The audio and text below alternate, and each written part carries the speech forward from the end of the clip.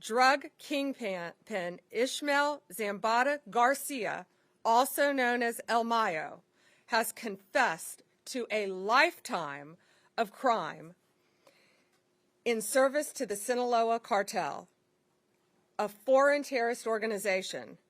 Thanks to the relentless work of our prosecutors and our federal agents, El Mayo will spend the rest of his life behind bars.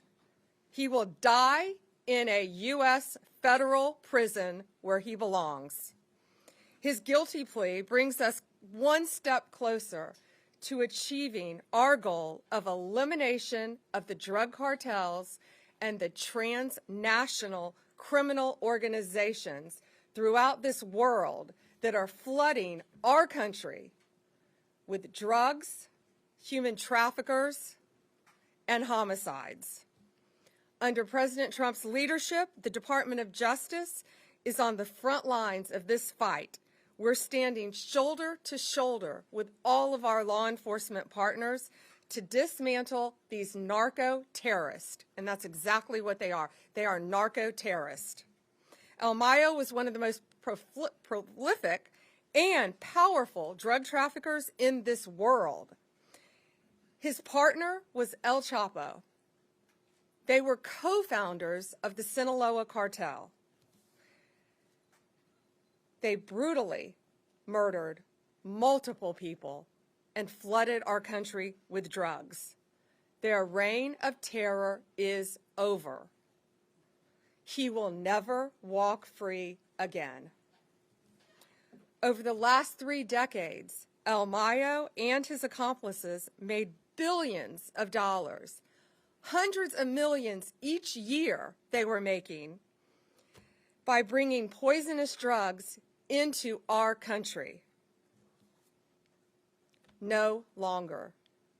The Sinaloa Cartel initially built their businesses with cocaine, but then under El Mayo's leadership, they turned to heroin, they turned to fentanyl. They purchased fentanyl precursor chemicals from China. They made the drug in Mexico and flooded it into our communities, killing our kids. El Mayo also ensured that the Sinaloa Cartel operated and protected its drug trafficking business by relying on extreme violence.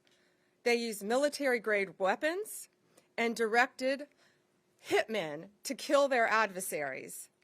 They committed gruesome assassinations, kidnappings, and horrible crimes to maintain discipline within their own organization. He ordered the murders of countless individuals and rivals. Many innocent people died as a result of this as well.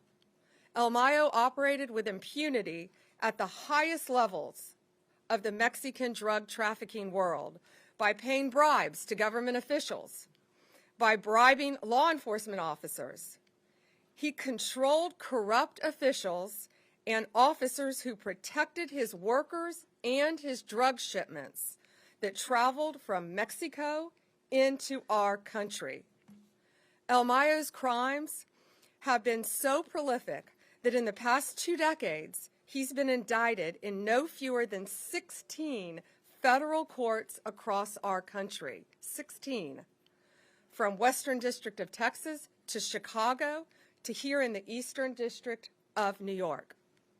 He escaped justice for decades, but under President Trump's leadership, he has finally been brought to justice. This is an historic day.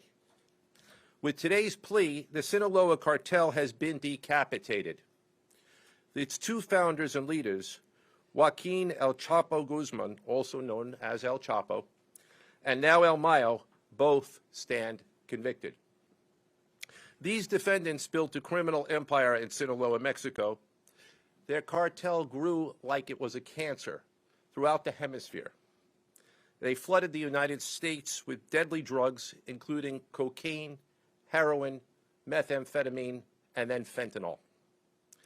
El Mayo was first indicted in the Eastern District of New York in 2009, and we continued to add charges, including, as the Attorney General mentioned, fentanyl trafficking, right up until this very year. As a result of his conviction, El Mayo faces a sentence of life in prison without the possibility of parole.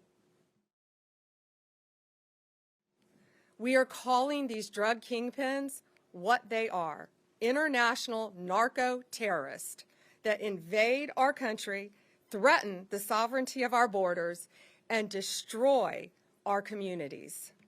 They are terrorists, and we will prosecute them like they are terrorists. Thank you to our great U.S. Attorney here.